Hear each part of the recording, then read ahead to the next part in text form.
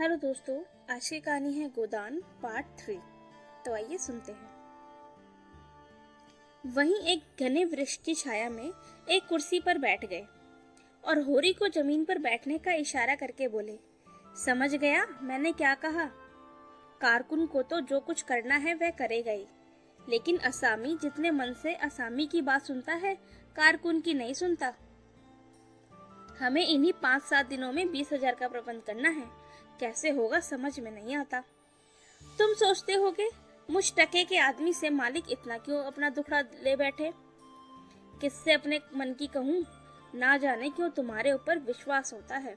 इतना जानता हूँ कि तुम मन में मुझ पर हंसोगे नहीं, और हंसोगे भी तो तुम्हारी हंसी मैं बर्दाश्त कर सकूंगा।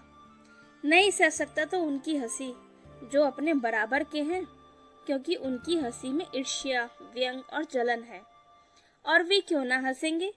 मैं भी तो उनकी दुर्दशा और विपत्ति पर इतना हंसता हूँ, दिल खोल कर, वो भी तालियां बजा बजा कर। संपत्ति और सहृदयता में वैर है। हम भी दान देते हैं, धर्म करते हैं, लेकिन जानते हो क्यों? केवल अपने बराबर वालों को नीचा दिखाने के लिए। हमारा दान और धर्म कोरा अहंकार है, विशुद्ध अहंकार। हम में से किसी पर डिग्री हो जाए, कुर्की आ जाए, बकाया माल गुजारी की इल्लत में हवालात हो जाए, किसी का जवान बेटा मर जाए, किसी की विधवा बहू निकल जाए, किसी के घर में आग लग जाए, कोई किसी वैश्य के हाथों उल्लू बन जाए, या अपने असामियों के हाथों पिट जाए, तो उसके और उसके सभी भाई उस पर हंसेंगे, बगले बजाएंगे, मानो सारे संसार की संपदा मिल गई हो।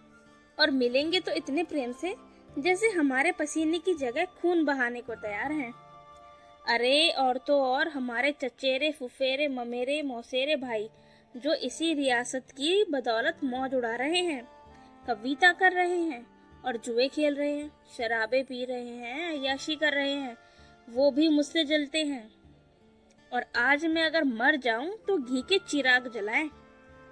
मेरे दुख को तो दुख समझने वाला कोई नहीं। उनकी नजरों में मुझे दुखी होने का कोई अधिकार ही नहीं है। मैं अगर रोता हूँ तो दुख की हंसी उड़ाता हूँ। मैं अगर बीमार होता हूँ तो मुझे सुख होता है।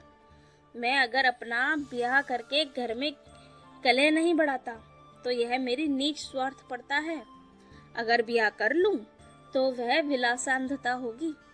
अगर शराब नहीं पीता तो मेरी कंजूसी।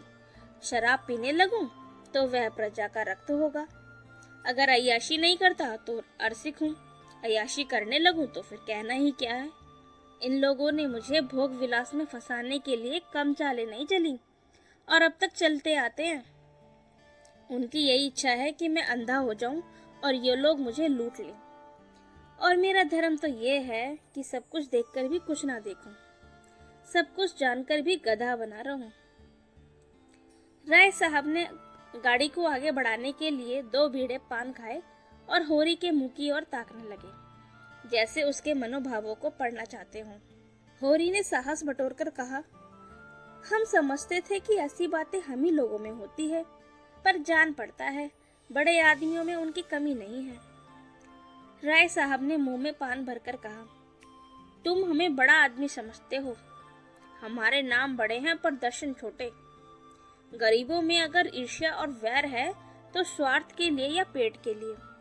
ऐसी ईर्ष्या और वैर को मैं समझता हूँ। हमारे मुंह की रोटी कोई छीन ले तो उसके गले में उंगली डालकर निकालना हमारा धर्म हो जाता है। अगर हम छोड़ दें तो देवता हैं। बड़े आदमियों की ईर्ष्या और वैर केवल आनंद के लिए है। हम इतने बड़े आदमी हो गए हैं कि हमें नीचता और कुटिलता में ही निस्वार्थ और परम आनंद मिलता है। हम देवता पंथ के उस दर्जे पर पहुंच गए हैं जब हमें दूसरों के रोने पर हंसी आती है। इसे तुम छोटी साधना मत समझो। जब इतना बड़ा कुटुंब है तो कोई ना कोई तो हमेशा बीमार रहेगा ही, और बड़े आदमियों के रोग भी बड़े होते हैं। वह बड़ा आदमी ही क्या जिसे कोई छोटा रोग हो। मामूली ज्वर भी आ जाए तो हमें सरसाम की दवा दी जाती है। मामूली फुंसी भी निकल आए तो वह जहरबाद बन जाती है। अब छोटे सर्जन और मझोले सर्जन और बड़े सर्जन तार से बुलाए जाते हैं। मसीहुल मुल्क को लाने के लिए दिल्ली आदमी भेजा जा रहा है।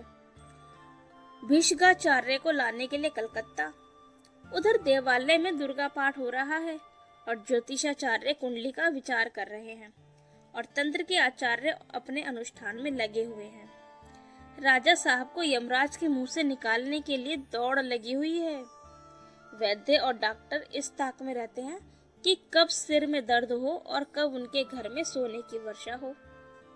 और ये रुपए तुमसे और तुम्हारे भाइयों से ही तो वसूले जाते हैं, भाले की नोक पर। मुझे तो यही आश्चर्य होता है कि क्यों तुम्हारी आहो का दावा नल हमें भस्म नहीं कर डालता। मगर नहीं, आश्चर्य करने की कोई बात नहीं। भस्म होने में तो बहुत देर नहीं लगती, वेदना भी थोड़े ही देर की होती है।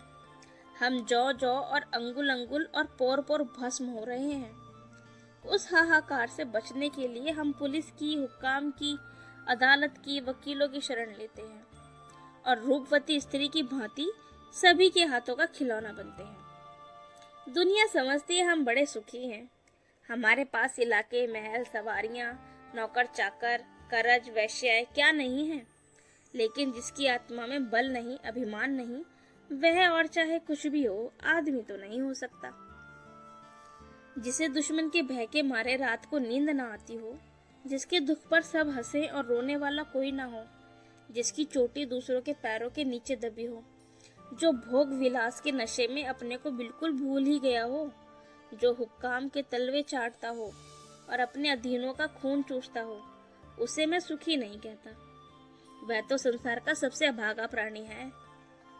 साहब शिकार खेलने आए या दौरे पर, मेरा कर्तव्य है कि उनकी दुम के पीछे लगा रहूं। उनकी बाहों पर शिकन पड़ी और हमारे प्राण सूखे। उन्हें प्रसन्न करने के लिए हम क्या नहीं करते। मगर वह पचड़ा सुनाने लगूं तो शायद तुम्हें विश्वास ना आए। डालियों और रिश्वतों तक तो खैर गनीमत है, हम सिजदे करने को भी तैयार रहते हैं। मुफ्तखोरी ने हमें अपंग बना दिया है। हमें अपने पुरुषार्थ पर लेश मात्र भी विश्वास नहीं।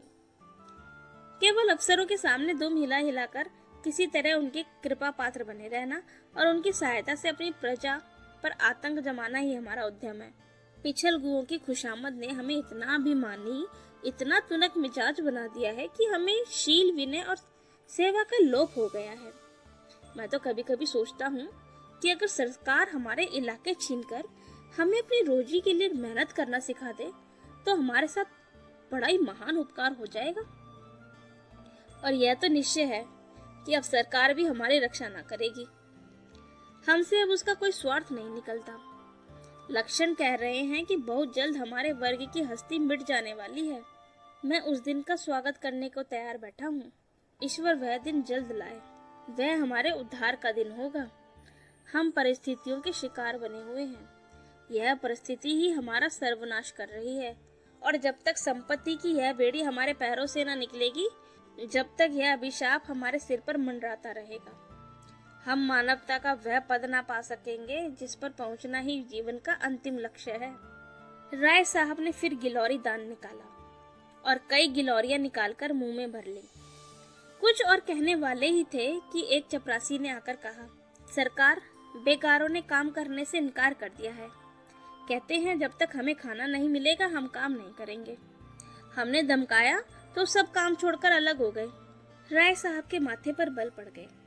आंखें निकालकर बोले, चलो मैं इन दुष्टों को ठीक करता हूँ।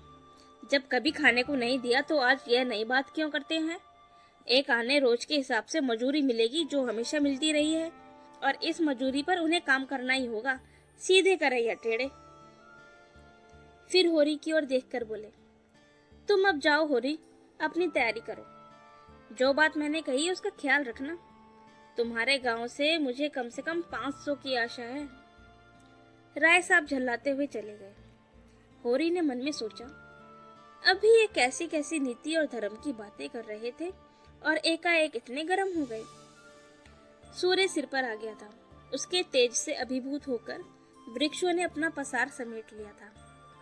आकाश पर मिटियाला गर्द छाया हुआ था और सामने की पृथ्वी कांपती हुई जान पड़ती थी। होरी ने अपना डंडा उठाया और घर चला। शगुन के रुपए कहाँ से आएंगे, यही चिंता उसके सर पर सवार थी। दोस्तों, आज की कहानी बस इतनी ही। Thank you for listening.